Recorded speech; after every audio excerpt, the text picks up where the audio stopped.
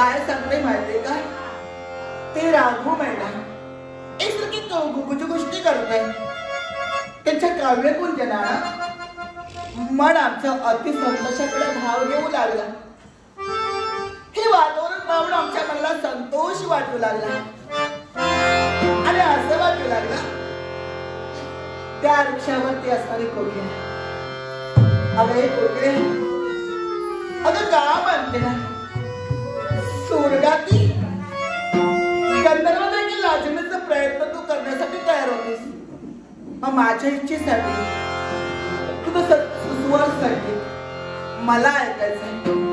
अगं माझ्याही गा म्हणते ना, नाही गाणार, अगं गा म्हणते ना, अगं गा कोकिळा गा